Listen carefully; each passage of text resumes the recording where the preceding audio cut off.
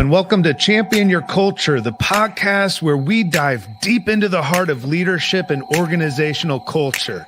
I'm Maryanne McCarty. And I'm George Rogers.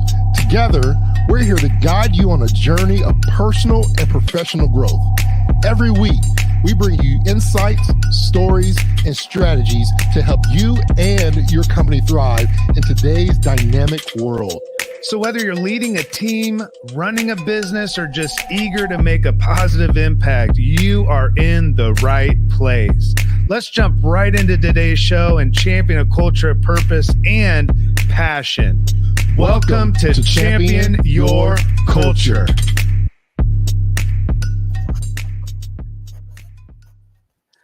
What's up? What's How going you doing, on? friend? I'm doing good. The distance between us is only as far as our hearts.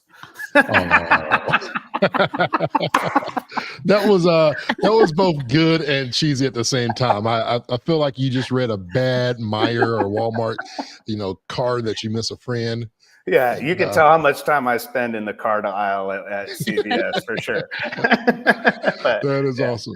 Well, hey, everybody, welcome to Champion Your Culture, the podcast powered by Culture of Good. And as you have not noticed, I do have a special guest in the studio today. Ryan is virtual, and we'll get into that story maybe if he wants to share a little bit of fun why he is not in the studio with us. But we have the one and the only Miss Maryanne in the house today, rocking one of our partner, our sister companies. Yes, everybody give it a look. I want to see some claps, some celebrations in the chat area for those who are watching us live on YouTube, LinkedIn, Facebook, Twitter. We appreciate y'all joining us as well. But Maryanne, can you introduce yourself a little bit to the audience? Who you are, what you do, who you're working with, who your mama is, and all that good stuff. Okay. Well, thank you guys for having me. My name is Maryanne. I am a recruiter here for TCC. I have been doing recruiting for about 3 years now, so still kind of growing, learning. Of course, recruiting is such a big field, so I'm still learning, trying to understand, just trying to, live as well. So, yeah. Awesome. Well, TCC is a company that I kind of cut my teeth on outside of nonprofit work. So for those that watch the podcast a lot, they hear a lot about the work that I did and George did in nonprofit work for 20 some years. And then the first opportunity I had to work in corporate America was TCC, the cellular connection. And are they currently, I think, still the largest Verizon retailer in the country. Am I right about that? Correct. Yes. Okay. And I don't know if you know this, but when I first got hired into TCC, the title they gave me was Customer and Employee Relations. Oh, okay. I didn't know that. Yeah. So I was having these conversations about recruitment and talent acquisition right from the very beginning as we were developing the culture of good in the company. So I just wanted to share that because I didn't even know if you knew that I was like in the HR space when I first I was actually thinking early on when I got hired, like I need to go get some education in HR because I have absolutely no clue 11 years ago what in the world I was doing. So, right. But that's a scary situation knowing that Ryan was in HR. If you know. Yeah, exactly. Well, they didn't tell me that. That is great. Yeah, they didn't tell me that, but TCC is an example to so many companies around, just as an example of how to do culture well. And it's not perfect, but George, you always talk about, and I've coined the phrase about culture at its best is perfect-ish. Yeah. Right. So talk about that a little bit, George, because I think it's really important as we kind of lay this foundation in terms of as we're talking about building a culture around recruitment and so forth, how that plays in the culture side of it. Yeah, I think it goes into the belonging phase when people are looking to join a company, especially in this era in recruitment, is that people are typically not leaving a job just because there's not enough money, right? Money is always a conversation because that kind of makes things go around as the world go around is the coin phrase. But people want to be in a place where they have a sense of belonging and they're connected. They want to be in a place where they have leadership that cares, right? When they show up, they're not just showing up because of what they have to do. They're showing up because they have a sense of purpose there's a why to it. And so when you have organizations such as TCC, who does a phenomenal job, and I'm excited to get in that conversation with some of the branding and all those things, but it's more than just, hey, this is my job responsibilities.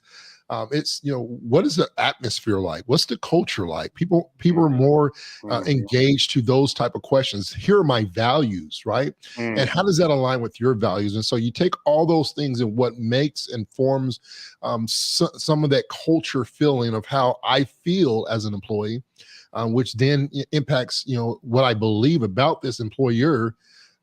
Then I behave different. I show up even in a stressful weekend, or I've been overwhelmed, or I've had a struggle.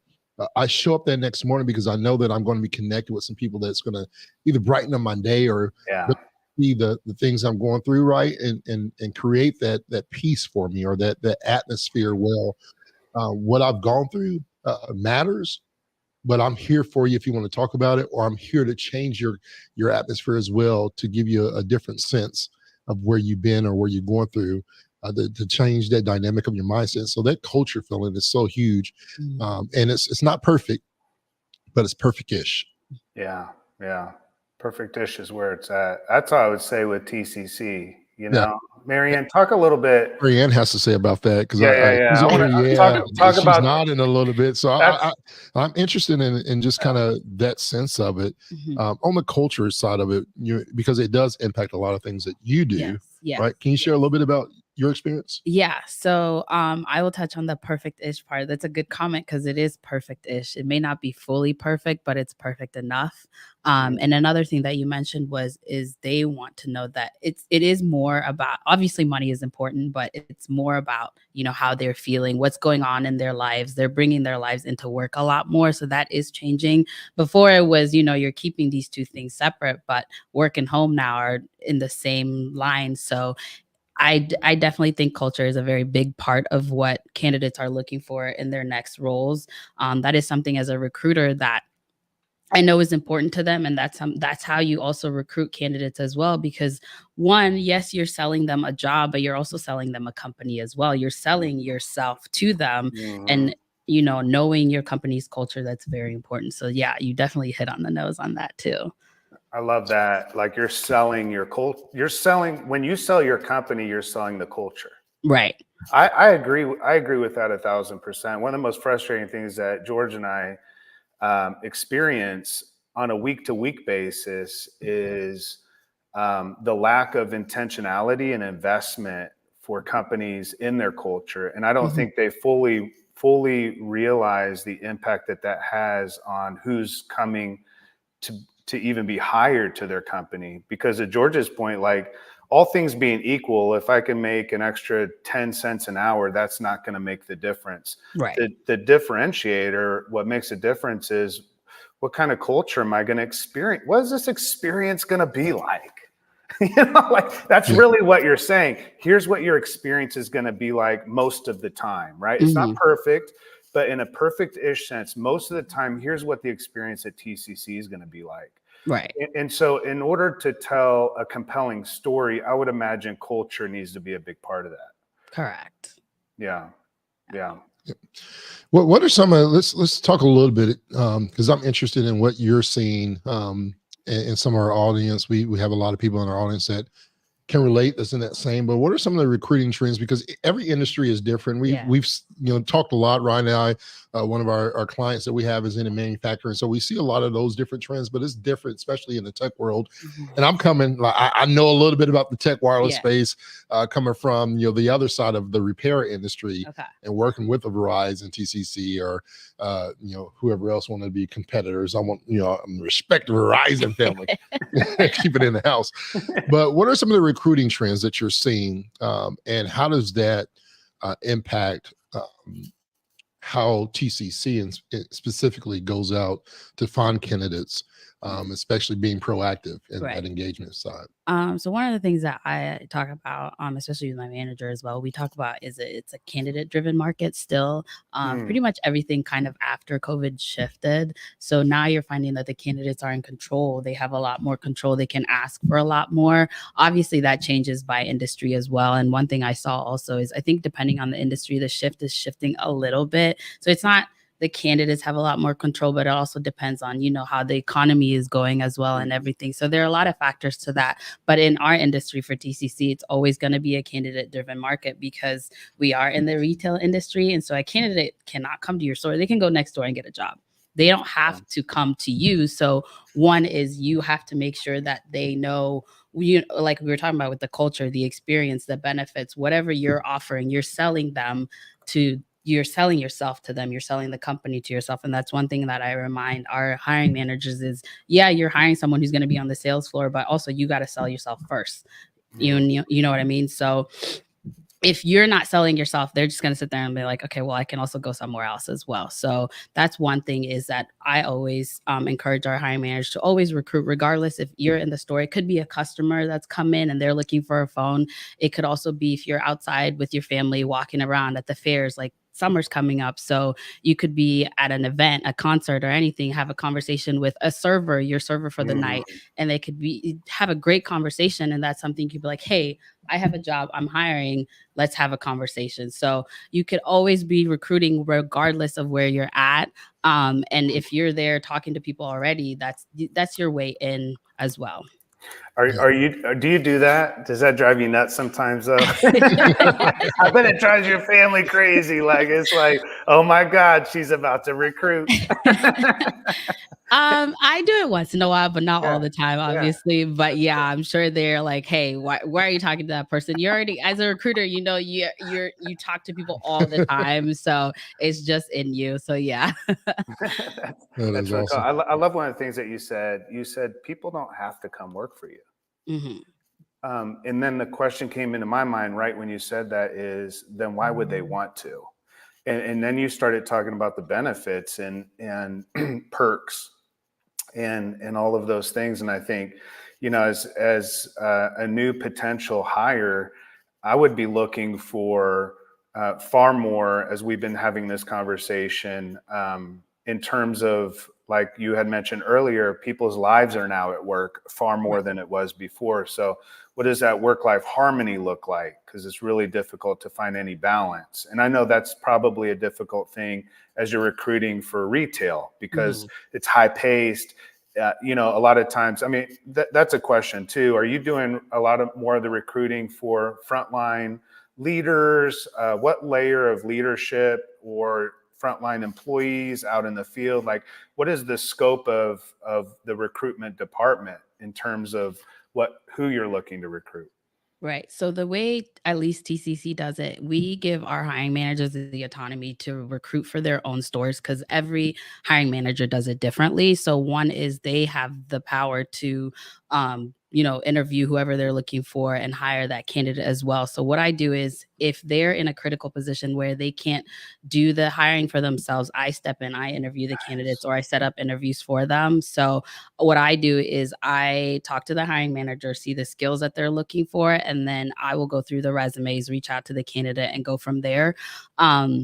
Another thing is I think with the power that they have to hire whoever they're looking for is one, they can also drive the culture of their own store. Obviously, TCC has the overall culture, but they can also sell their stores and their employees who are already there to that candidate as well. So they have a lot more power considering that, my title is a recruiter, but they're the ones actually, recruiting. So what I'm here for is to train and teach them and kind of just guide them and help them along as they do the hiring themselves. Oh, that's really interesting. Yeah, and I think to have that kind of support, and you said you've been in the recruiting space for 3 years now. This is great timing to have you on the show because there's a lot of recruiters out there. I don't know. Have you ever been on Reddit? Recruiting hell. It's like a subreddit. Okay, I'll have to send it to you. It's pretty interesting. I don't have anything to add today. I'm sure there's something on my phone because I'm always on there and I'm always amazed. I thought you were going somewhere with this. I thought you. Well, I know. Well, yeah. I probably have one. I could look it up as you guys are talking, but just the world of recruitment right now is so challenging. You brought up the pandemic and the shift around that. And I hear a lot around, candidates saying they've applied for, 2,000 jobs and only got 3 callbacks or, that kind of thing. And, and then the frustration on the recruiter side where people are just ghosting. Correct. Yeah. What other challenges are there around this space? Like what are you finding as being a challenge? So ghosting is a big, and I think ghosting goes both ways. Cause again, hiring managers are busy on the floor. They have things to do. So they may not be, we use Dayforce, so they might be on Dayforce all the time. So, and then the other thing is with the retail industry, again, you have candidates who are on Indeed, they're quick applying. So they may not know what they're applying for. So that's another thing. That's how you lose candidates, because they're quick applying. They don't know what they're applying for. They're just going down a list and randomly just clicking apply because it's quick. They just need their name, their resume, it's already done. So that's it. And so that could be another thing. The other thing is bots. You're finding AI is generating resumes and sending applications in, and there's no person behind that computer that's sending that resume. And so that's another issue. So let's pause here because that's interesting. We had Darian a few weeks ago on from Qualify, and he does a lot of the pre-recruiting stages. And we're talking about the AI challenges that happens here. And so how often are you dealing with that AI, So we have a few. Sometimes you'll have a resume that you see often a lot of times, and you can tell that that's not really a person that's filled out that resume. And it's kind of hard to filter that out as well. So the way we have it, at least on our system, we use Dayforce as our ATS system. And we have a questionnaire that goes out to all the candidates who apply. And so if they answer no to one, they automatically get declined. That's because we're filtering that for hiring managers, because they're getting over a lot of applies and they can't go through each. So it's automatically doing that for them. But if you look at some of the resumes, you're like, I don't think a person filled that out, because one, there's like no education, or it's like one job and it's really random. And so it happens, and it's probably going to happen a lot more with people using AI to do their resumes as well, because you'll have someone ask AI, hey, fill out my resume for me, and then they're sending that in as well. So that's probably going to be a problem in the near future. Yeah. They forget to fill in the part that says enter first name. Yeah. First name, yo. Yeah. Well, I think, this is so interesting, because I never even thought about what happens when AI gets smart enough that it's trying to apply for jobs for itself. Right. Yeah, exactly. I need a job. Pardon me. So I was looking, because I just was at a conference a few weeks ago and was talking about AI. And one of the things that came up that we're seeing, and this is just a research study from Lighthouse Research and Advisory, Ben Eubanks, is that 7 in 10 graduates seekers are using ChatGPT, right? So they're using that through their process. Another thing that stuck out to me that was interesting as well is that candidates now, I don't know if you've experienced this, but you're asking questions on the phone, and candidates are now using ChatGPT to put your question in and generate an answer within minutes. So it looks like they're thinking about it, which is a good thing. You want to see somebody pause and really give some true thought to it. But what's happening is that their AI is generating the answer as you're speaking and giving you a really educated answer. Correct. It's good, Maryanne. You're gonna be blessed by the response. Saying, this is the person we want. Have you seen that happen to you? And then also, are you on the recruiting side using AI at all? No. I don't use it as much. I don't think I've used it at all, honestly. One, because if you're talking to a candidate, they can also kind of tell if you're giving them, generated answers as well. And I haven't seen it on our side, again, because our questionnaire is yes and no. They're multiple choice, so they can't really use ChatGPT to answer it. But I have heard from other recruiters that you can kind of tell a little bit if they're using ChatGPT. And then with other industries as well, when their interviews are multiple parts, so they're doing 1 to 2 to 3 interviews as well. Sometimes they'll have really essay questions, and I'm sure candidates are probably using ChatGPT to answer those questions as well. So that's not surprising, but I try not to use it, because you can kind of tell, especially talking to a candidate, you want to be personable as well. Obviously, you're trying to be professional, but if you're trying to bring them on your side, you may not want to use a whole essay answer or even like really big words, because sometimes Chat GPT will try to do that as well. So yeah. That's kind of what I'm wondering too, is like, how does that work in your world in terms of like what you're looking for? Because I feel like I'm not a great interviewer. When I'm interviewed, Yeah. I I just don't feel like I am. I get nervous, or possibly I'm not great at filling out a resume and it's not pretty and it's not cool. How do you draw attraction to yourself from a recruiter if you're looking for a job? If you're really just reaching out, like how do you stand out? Because to me, the world that we live in is all relational. It's Right. like, how do I connect internally so that I'm not just filling out a piece of paper? Like, how do I stand out as a candidate in your world? That's a good question. One is expand on your skills. That is a big one. And for us, that one thing I tell hiring managers as well is, just because the resume doesn't have what you're looking for, go ahead and give that candidate a call. Have a 10-minute phone conversation with them and ask them beyond their resume, because that gives them a chance to sell themselves to you as well. So for me as a recruiter, what I'm looking for they could be like, let's say 3 specific skills. So let's say job experience, mainly not looking for gaps. Gaps are a really big problem. Obviously, one can explain why there's so many gaps on somebody's resume. So it could be like a stay-at-home mom and they, haven't been in the job world for like 5 years. They could explain that. But also, just because they're a stay-at-home mom doesn't mean they have skills that are lacking as well. Obviously, being a stay-at-home mom, that's a lot. They're doing a lot of work. They could Absolutely. transfer that to whatever role that they're looking for. So one is job experience. Another thing is skills as well. If your skills are transferable, that is a thing that you can use to attract yourself to jobs as well. And then lastly is just who you are as a person. So if we're having a conversation and I can tell, hey, you have great personable skills, we're having a communication, it's going back and forth, it's not just me looking at you and you're just answering yes or no, you know what I mean? So those are just kind of the starter things that I look for as a recruiter. And they're very 3 easy things. I'm not looking for the perfect candidate, obviously, because that's not a thing as well. I'm just looking for skills that can transfer and can be taught, or even, we can grow those skills later down the road. Yeah, because I imagine in the war on talent, to get the best talent, what you're hoping for is talent that has the skills and has been developed. Right. But you can do that internally as well in terms of the development of the staff you currently have as well. And I think that's really important to have as part of that. I love the fact that you, as part of the 3 main components that we're looking for to rehumanize the experience. Correct. So what about this person, right? Like, how do we see them as a human being rather than as another number that we have to hit as a KPI or a quota? Right. Which I think is really important. Yeah. George. What's up?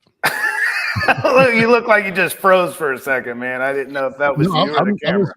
I was waiting to see where you're going to go with that. I'm just talking, man. That's what we hear for. That's the whole purpose of the podcast, is to just chat.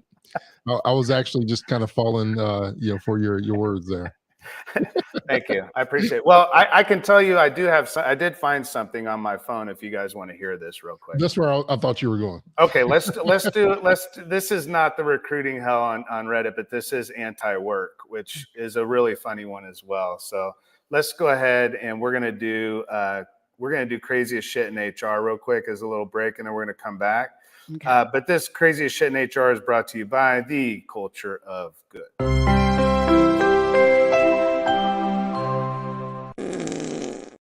Sorry about that, Maryanne. That was George, not me. All right. So this is sent in. It says, we were forced back into the office for the culture. Every day the drive in nearly kills me. So this person was sent home in March of 2020. Stayed home until January of this year, and now they're being forced back into the office to do what they describe as the same damn job. Every morning and evening, they're forced to take the interstate, the infamous interstate highway that runs across Central Florida. Every day they're cut off multiple times. They're given the middle finger. They're forced to slam on their brakes. They're going through this whole thing. Accidents on the highway are consistent. Instead of walking from my desk to the couch, now I spend an extra hour rotting away in my car. The pandemic did something to people that made them mean. It's not like it's like no one gives a damn if they die or kill somebody else. I'm convinced this drive is going to kill me, but that's okay.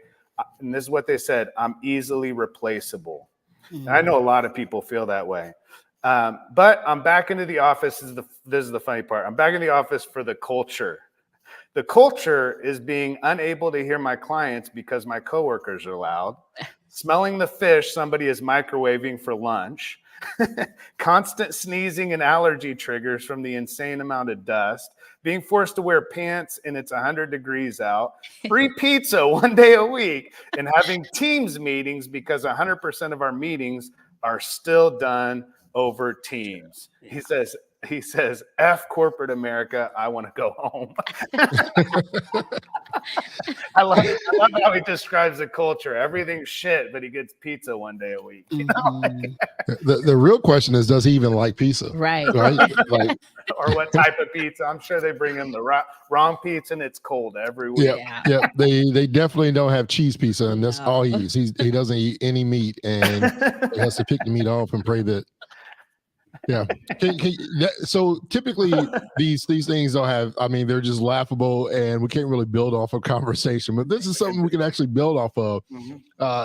When it comes to one of the things I really love, even before I joined the Round Root family, before I got really involved with TCC, when I was on the outside and was part of a 18 retail repair chain that was visiting the TCC's stores, even back then I saw something a little bit different. But can you share, because what I love now being on this side of the table, right?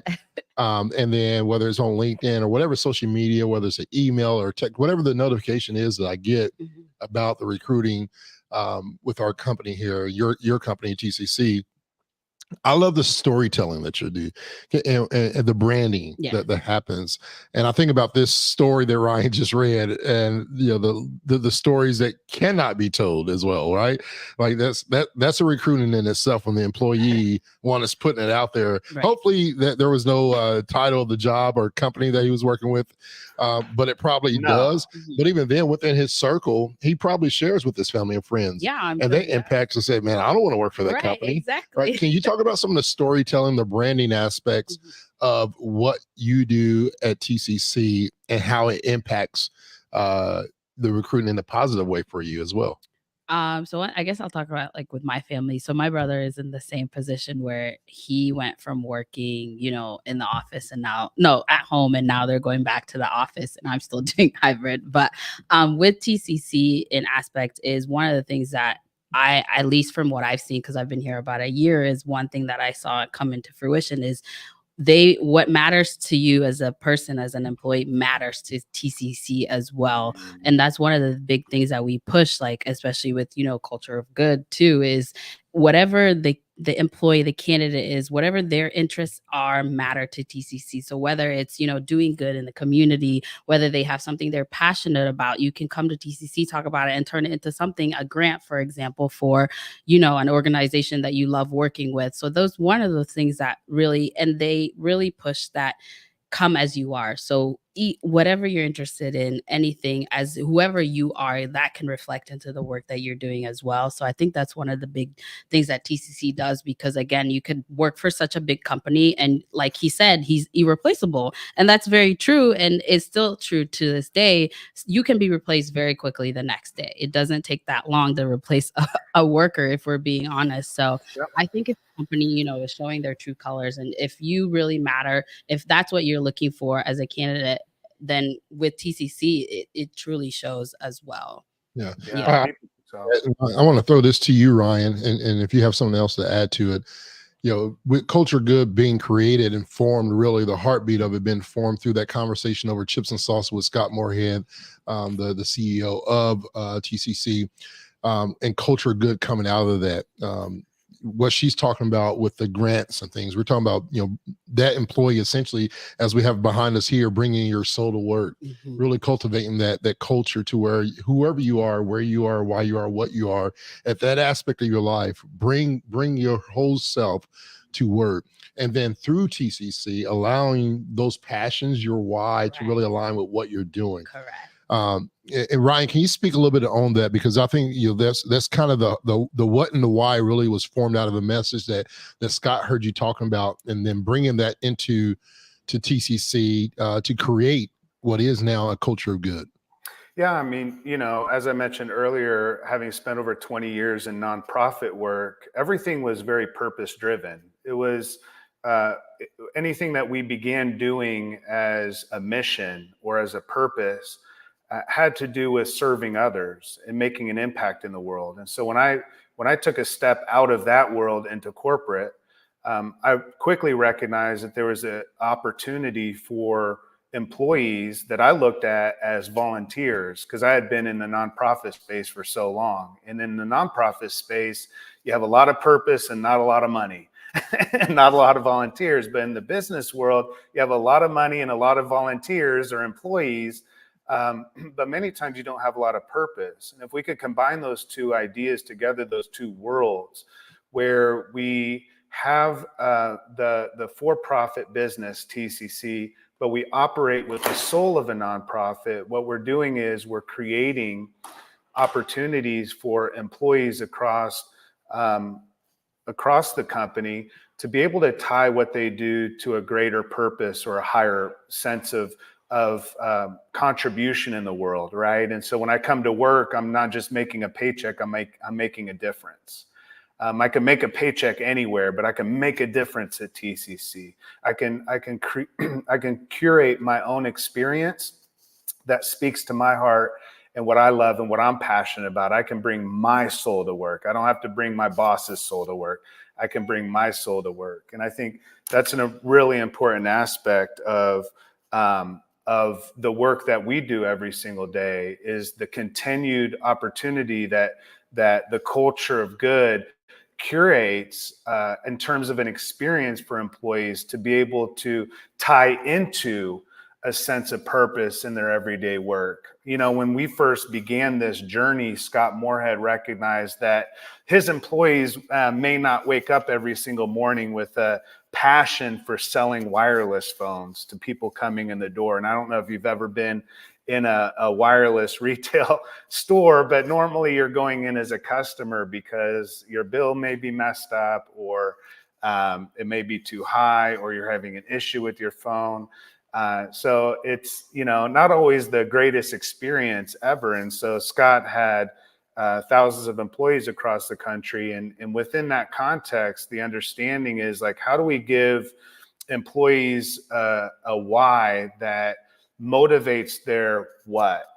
Our what is what we do every single day in terms of a list of tasks, but why we do it is what gives us that sense of being full of purpose in terms of the work that we're doing. So I was just kind of sharing around the ideas of why we curated the experience of culture internally for TCC, and tying that into community good is because it allows employees to bring their own soul to work. They don't have to bring their boss's soul to work, right? They don't have to bring their manager's passion. They can bring I love that you said that.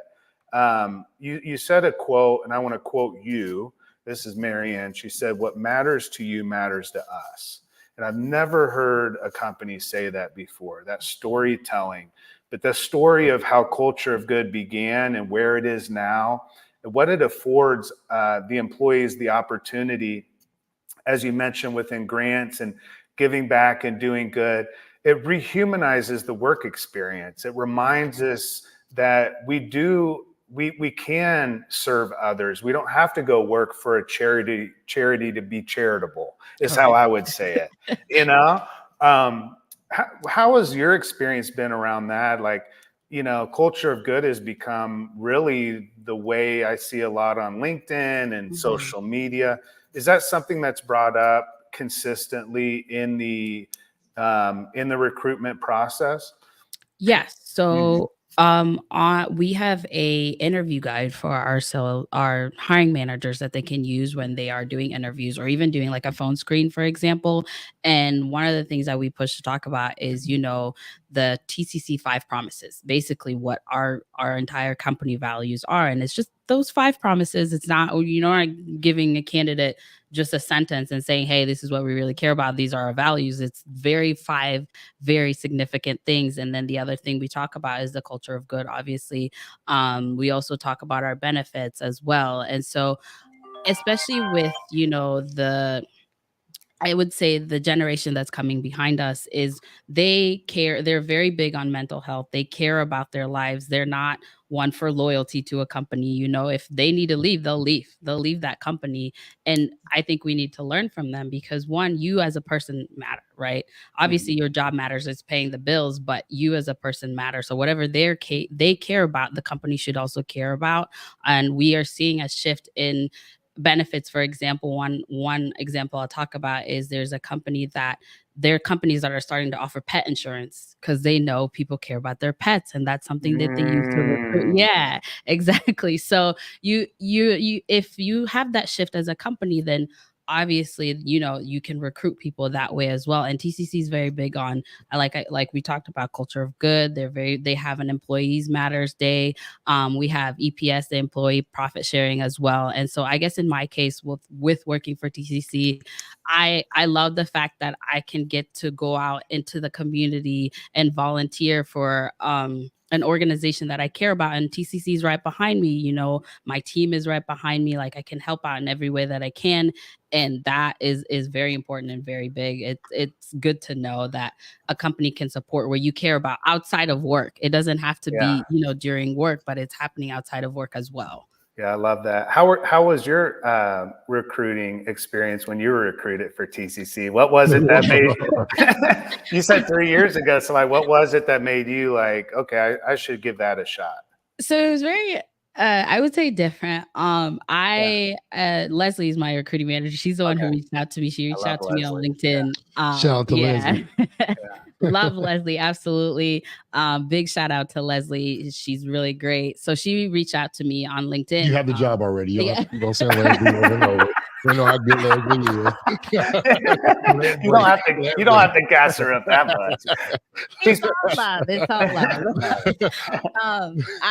She reached out obviously on LinkedIn, and if you ever have a recruiter send you a DM on LinkedIn, first they talk about the company, the role and everything.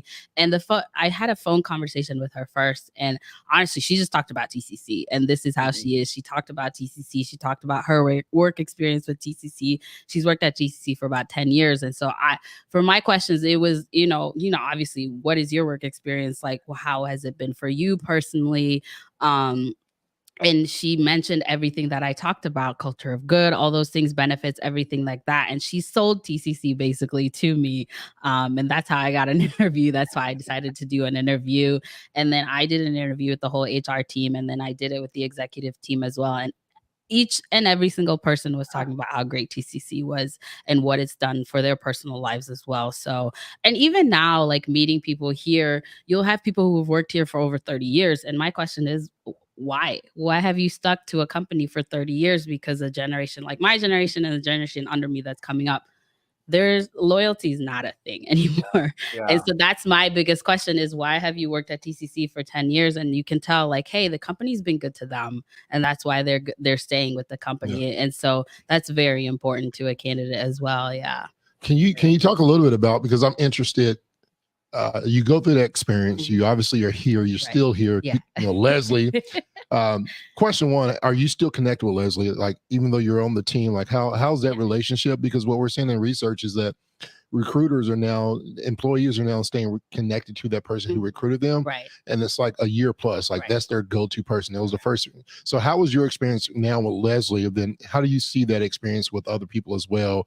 Because we can all be preached, our employee is this, we get all these cool things, but then you walk in and you get a conversation with the guy that Ryan just read about where it smells like fish, everybody's loud and obnoxious, don't give you peace.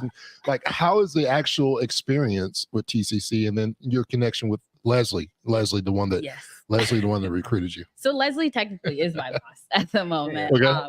So we have monthly check-ins, and when we are in the office, we're in the office the same days as well.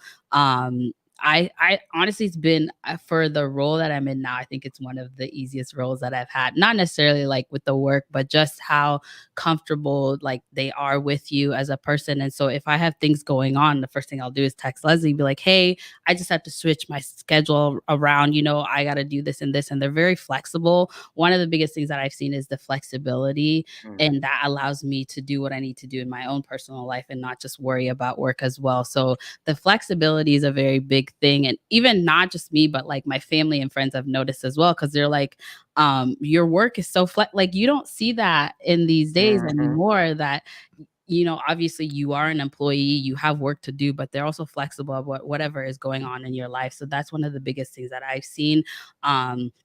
And she knows whatever is going on in my life. Like, I don't have a problem going to her and being like, hey, I have an issue in this, because back in the day, if you had a problem and it was affecting your work, that could be something that you were fired for whatever it may be, or you just might not be comfortable with your hiring manager or your boss to bring that up. And so I think with that shift, and if your personal life is affecting your work life, something has to give. And so I think if they're involved, or at least they know what's going on, then they can understand how better to help you. So then you can do what you need to do at work as well. Yeah. Ryan, you talk about this a lot, that culture, when it comes to culture, the things that it takes. And one of the things that when I'm hearing her talk, I hear that word trust, right? I'm comfortable enough to have that trust. That's, you know what I'm saying? That you hear that as well, Ryan? Well, I heard that, and immediately what came up in me, what I was going to mention is we've not, within TCC, I've never heard anyone really talk about that much. It's kind of built into the culture.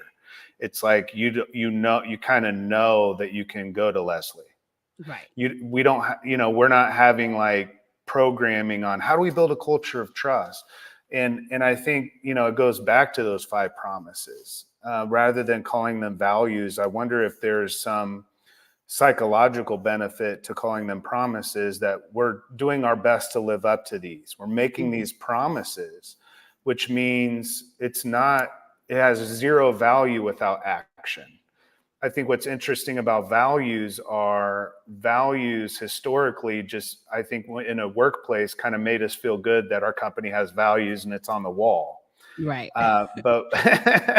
But there's no real concerted effort towards saying, well, we have to live up to these because these are our values. But as we call them promises, I think even psychologically, it does something to our culture internally. And I say our because I feel so connected into TCC, obviously, but within the culture of good and the 5 promises, in terms of building a culture of trust, and allowing for that to happen. That's what came up in me. I don't have any questions around that, but I just think I don't hear a whole lot about, and maybe it's not because I'm in TCC all the time. I'm sure there's trust issues. We all have trust issues. Right. Passive tissues. We all have issues. And some of that's, outside of work and everything else. But, I think trust is such an important aspect of an employee being able to, and I guess it does lead into this conversation, because some of the things that we had talked about also is like, how do we lean on employee referrals? If there's not a culture of trust, nobody's telling their friends to come work for you. Even if it's a fun culture, even if it's like, yeah, we get pizza every week. Right. If there's not trust, I think that's where you can see whether we have a culture of trust or not within an organization, whether it's TCC or anyone else. If there's trust, people will be telling their friends and family to come work for you. Correct. Your employees will. Oh, yeah, absolutely. And even going back to not just Leslie, I want to say like my whole team, there's trust there. I'm in the HR team, and just because I may not, work on the HR side as well, the whole team, we are still I don't want to say a family, because I hate that word, especially as a recruiter, because a lot of people use it, especially a lot of companies. They love saying, oh, we're a family, but you start working for it and it's like, no, you're not a family. And I hate. I wish I could fire my family. there's some family members I've been trying to fire. I'm joking. And that word, I just hate that word, especially when companies use it, because it's like it's not showing. It's not. You don't see it on the other side. But back to your question with employer referrals, that's one of the biggest ways that you can recruit as a hiring manager, because the employees on your floor, your employees, they know people like them who can, work or have the skills as them. So that's one of the things that you can use. And we do have an employee referral program as well. I always push it because these are, your employees are there. They have friends, family, anybody around on their social media. It could be whoever they know that could come and work for that company. So one is not only is the employee getting money, but the person that they're hiring as well, or the person that they're referring is getting money as well. So that's one of the quickest ways and the easiest ways to recruit, honestly, because you already have an employee who has seen the culture, who has seen, the whatever their boss is doing, or even like we can go as far as the regional director. Like, they know the people around them, they've seen it, so they can go and testify to somebody else. That's the best employee experience that you could have, and that you could see and you could hear the reviews from that person, because they're in that space, they're working. And so I think that's one of the quickest ways to recruit and easiest, honestly. How does TCC do? Is there like a PIP, or is there any benefit to referrals or anything like that? Okay. So we do have an employee referral program for the field. I think they can earn up to about $1,500, and it depends, obviously how much that can. I need more information about that. Hold on a second. I recruited and hired George. Yeah. Look, your email, by the time you get back to your desk, is going to be flooded. Hey, y'all know the number. Hit me up if y'all need a job.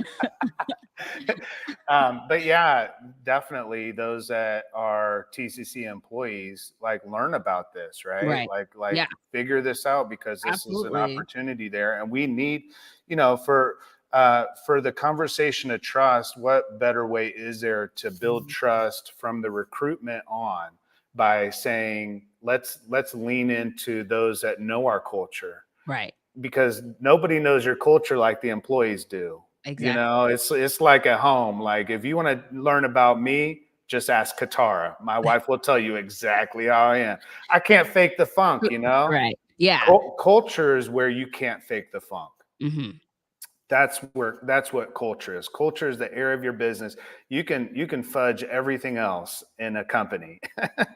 You cannot fudge the culture. You can't fake it. You can, because people can see right through it. And when it comes to the employee referrals, I would imagine that because it's referred by an employee that's a part of the culture, there's an instant moment of trust built with the company, even before you have that opportunity to meet them. Absolutely, because they get to see firsthand if you like your job or not. So if I went home and I was like, hey, I hate my job, or if I tell my friends, they're not going to want to work for my company, they're not going to want to work with me either. So I think that is the first go-to, because if somebody loves their job, they will go out and tell the world. Especially, we know that if somebody has a passion about what they do, you will see that everywhere. So I think that is the quickest way, and even the easiest way to recruit as well. So yeah, that's definitely something that we do have at TCC, and that's something that I push as well as a recruiter. The other thing that I see a lot of, and this is just me, and I'm excited about doing this today. One of my favorite pictures that I always see on LinkedIn is the slide. Now, what I love about the recruiting that y'all do branding wise is that the pictures are authentic. There are office, our facility, there are people, whatever it may be. But it's always the one where I see the slide and I forget that I already work on the team and I have access to it. Well, I'm like, man, I want to work with I celebrate that every time. I want to be there to go down that freaking slide. Can you talk about those stories? Like when you get people come in and say, hey, I actually just applied for this job because I saw the swings, right? I saw the outside, I saw food trucks. What's the excitement around what that type of branding does to make your job easy as well? Because I would assume that some of those marketing, branding, even everything that you talk about, the 5 promises, bringing your soul to work, giving back to charity and doing something you love and getting paid to do it, right? PTO time for your desires to do good within the community.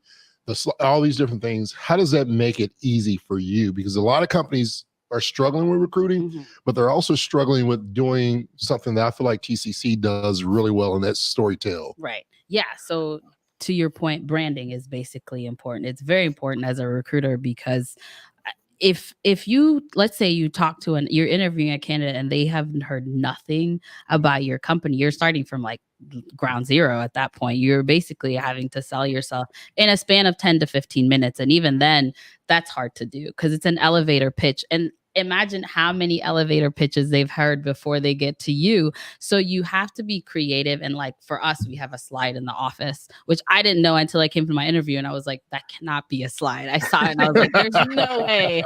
And turned out it was a slide. I think our office is really cool. I mean, obviously for the store support employees, it's awesome to have. The office is actually really cool. You guys know. And so that's something that we feature in some of our LinkedIn posts as well. So, and then with employee branding too, we have our marketing team does a phenomenal job of what they post out there. So we have videos. I know some videos we have are based on like the employee profit sharing. So there is an event that we have, the briefcase event, where employees are winning money. And then we also have on culture of good and our benefits as well. So I think marketing and branding is very important because you could find a candidate where you'd be like, hey, have you ever heard of TCC? And they're like, no. And it's like, okay, well, now I got to figure out what to tell them. And so we have things in place that has already done that for you. So if they're on our website, you know, they can go through all the things that we have on there. So if your branding is not great, it's making your job a little bit harder. So you got to be on top of it, especially now with social media being such a big craze. Like we have a TikTok account, Instagram, Twitter. We are on all the socials. So you got to push that as well, because if you're not in that creative space and you're not out in that creative space, you're already losing at that point. So. Are we dancing on TikTok? Is that what we're doing? I need to check out that. George, how come you and I? Yeah, you gotta have dancing, going down the slide. I'll make sure they hit up George. Absolutely. I think I need to capture Ryan going up the slide. Like we got all these childhood memories. We don't. I don't know if I should say that with HR or not. Sorry. No, but we would love to be on the TikTok.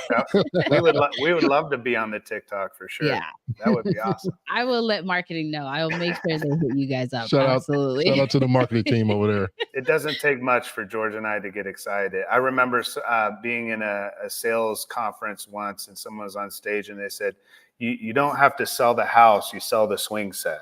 Right. If the family has kids, the swing set might have cost $1,000 and the house is $300,000, but it's that swing set, you know, it's because there's other houses, right? Mm-hmm. Yeah. And it's kind of like that. It's like, you know, finding what makes you special and talking about those parts of the business so that you stand out.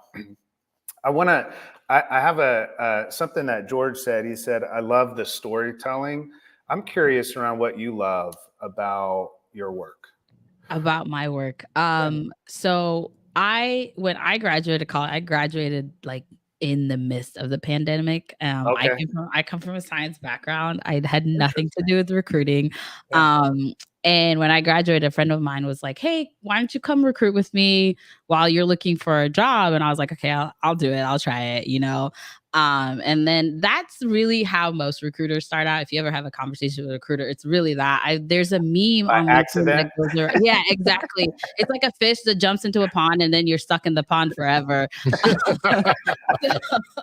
Yeah. I've heard that story, honestly, is the same. And it's such a boring story, but that's really the truth. And I think for me, the part about it is going through, you know, looking for a job. It's not the best. You know, you've lost a job. You're in a position of you're doing interviews day in, day out. You're not finding a job. So I understand what candidates are going through. And as a recruiter, having that conversation and getting them to the end where they're hired, they love their job, they're absolutely loving it. That's where the passion comes from me, at least, is being able to help someone in that way, because I understand what it is like to go through interviews and hate it, because it's not fun. Yeah, it is not fun to pitch yourself to however many recruiters, and then you get that email, oh, unfortunately, we're going with somebody else. So that's really where I find the passion for recruiting. And, you know, just talking to people, getting to learn more about them. That's also a good part, because then you're also practicing as yourself, because you are talking to very different people, very different, coming from different cultures. So it helps me grow as a person as well. the different cultures and so forth, in terms of the diversity of Yeah. clients. And I know that's, I would imagine an opportunity, not just a challenge, but opportunity as it is for every company. How Mhm. does TCC address that in terms of their recruitment and wanting to recruit, in order to have a diverse culture, you have to recruit for that, right? Correct. You can't just say this is what we want. You have to Right. be intentional toward that. Yes. So how is TCC intentional about building a diverse culture in that way through recruitment? One, the diverse culture that we have is we have ERG groups, so like the resource groups, the different ones that we have. So I know we have like a prayer encouragement group, we have a sage group, we have a mental health group, there's an artistic one, outdoors one. There's so many. That's And so that's one of cool. the ways that we can sell that diversity. Like whatever your interest may be, there are people around this company that have the similar interests as well. And I think also with the hiring managers having autonomy to hire who they want, they can also create that diversity in their store as well. So that's one of the things that you push. The last company that I worked for, they had this statement was that hire diverse first. And it was always a thing that they had on their job posts as well. And I think, you as a person, you that's something that you have to fill in within yourself. We're even in a space where diversity and inclusion is a conversation every day. And so I think if it's important to you, it'll show in how you hire, who you're recruiting, who you're speaking to as well. And so our hiring managers have the autonomy for that. And I think they understand that, yes, TCC pushes for diversity. We have that conversation. That's a big conversation that we do have. And so they know and they understand that conversation. And so they go out and also try to hire diverse as well as much as they can too. Yeah, I love that because what you say is it comes from the person too, right? Right. There's a expectation by the company, but in order for it to work, it has to come from the person, Exactly. which is the overall culture in Yeah. general. Yeah, Mhm. it's really really good stuff. I got just a couple, maybe two questions left for you. One would be, because this conversation and just the sign behind us, how do you, I just want to get a little bit more personal. I want to recruit you. Okay. How do you bring your soul to work? When we say that, it means something for me, it means something for Ryan, but when you hear, Mhm. bringing your soul to work, what does that mean to you? And how do you specifically bring your soul to work? How do I bring my soul to work? That's such a deep question. I think one of the ways I gotta think about. Yeah, take your time. Honestly, I think it's the way I guess I would say the way I carry myself. That's kind of a basic answer, but it shows, with how I carry myself, how I talk to people, how we have conversations, and with the smile on my face. It's not I think that's one of the easiest ways that I bring my soul to. Obviously, I try not to bring whatever's affecting in my life at work, because again, it could show with whoever I'm having a conversation with. It could also affect their day at the end of the day. So that's how I try to do that. And it's just kind of how I carry myself, how I have conversations with whoever I'm surrounding myself with. And also as a recruiter, I think I understand because I was born in Kenya originally. So I come from a very different I've been culture. to Kenya. Yeah. Oh, Yeah, that nice. yeah, yeah. So I come from a different culture. I've been raised differently, and so I really try to understand people as they are, and that's hard to do with the way the world is changing every day. And so I think it's just trying to really understand someone and meet them where they are. I think that's how I bring my soul to work. I don't know if that answered your question. It does. And Okay. what comes up for me is the word empathy when I Yeah. talk to you and when I listen to you. Mhm. You you talk about that a lot, even as you were talking about, like, I was in science, but then I moved into this. And Right. I'm curious around that if I had another hour with you, but I'm really curious around that. But you talked about the other person's experience and Mhm. you know how that feels Right. and you want them to have a good experience. You want them, and so in terms of thinking about, even as you talked about how you bring your soul to work, in terms of how you carry yourself, and then how you interact with people, Mhm. and that shows a level of empathy. And I just want to champion you in that as well, as because I can see that that's how you lead. your life, but also your work, is through the power of empathy.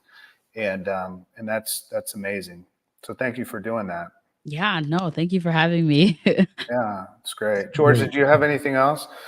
I think that she answered. Then the other question was just like, I always like to get a little personal at the end and, make people think. But is there anything on your heart, or if there's anything that you can share for other recruiters out there to encourage them, even if they're especially those that they're in the industry of retail like you are, and maybe just in general recruiting? Is there something a message that you want to just shout out, and your last final words today on the Champion Your Culture podcast? I would say keep going. Recruiting is such a big field and it can get really monotonous. It's the same process over and over again. You're calling someone, you're having a conversation, you're trying to push them for an interview. So I would say, we always talk about standing out as a recruiter, but even then, keep going. It does get hard sometimes. It gets monotonous. You're doing the same thing over and over again. And that's really one of the things that for recruiting at first I didn't understand, and I got into it and I was like, oh, okay. The Energizer Bunny keeps going, you just have going. to keep going. But keep going. Try to, find the fun in it. And again, like I said, the passion is always finding, someone a job at the end of the day, but you're also networking. So you're meeting a lot of people and you're putting yourself out there. You're putting yourself in different spaces. So I would say keep going. There's always a light at the end of the tunnel. It's such a dumb statement, but it rings true. It rings very true. You just have to keep going. You have to find that happiness, the little moments that, you find, because at the end of the day, you might be helping someone who's been out of a job for like 6 months or a year, or they have their families on their shoulder and they really need something. And I think bringing somebody happiness brings, me happiness, or at least a little bit at least knowing that I may not be a doctor or I may not be a soldier. I'm not out there. You can't see my work, but it's happening. If I'm putting someone out there and that in turns is them feeding their family, I think I'm doing a small part in helping them. So I would say keep going. Yeah. I love it. I want to end by saying 2 comments that people put on the chat. One from Josh Fancher. George is a masterclass boss recruiter. Best boss I've ever had. Honestly gave me the confidence to start my career I'm currently in. That's what you're talking about, Maryanne. That's power. That's powerful. Exactly. Yeah. Right? And then from Richard Flores. Let's go. Maryanne is an amazing recruiter. So I just wanted to say those. Shout out to everybody that's been with us. Shout out to Richard. Shout out to Josh. Yeah, absolutely. I'm proud of that kid. This has been such a joy to have you on the show, and I've learned so much. We go to a lot of conferences with HR people, talk to a lot of recruiters, talent acquisition folks, and this conversation was very informative and also inspirational. So thank you for being with us today. It was awesome. No problem. Thank you guys. I appreciate you so much. It's been really fun chatting with you guys and getting to know you as well. So awesome. I appreciate that so much. Thank you for giving me. The good thing is our offices aren't too far away from each other. True, so yeah. anytime you're the slide. Yeah. So as always, we'll say this last part together. George and I are going to say something, and then together we're going to say champion your culture. All right. Okay. All right. And so thank you all for joining with us today. And we're excited again to have Maryanne with us and the conversation that we had today. We're going to be back next week. We're excited about the conversation. We'll continue around building a culture that you can champion and also champion your team. So we will see you back all here next week on Champion Your Culture. Thank you for tuning in to Champion Your Culture. We hope today's episode has sparked new ideas and inspiration for your journey in leadership and cultural development. Building a culture good is a collective effort. If you found value in conversations today, please subscribe to our podcast. Follow us on your favorite platform and share this episode with your friends and colleagues. Your support helps us reach more people and spread the message of impactful leadership and positive cultural change. Don't forget to visit cultureofgood.com to explore how you can become a certified culture champion. Every week, we're here to bring you insights and strategies that matter. So join us again for more empowering discussions.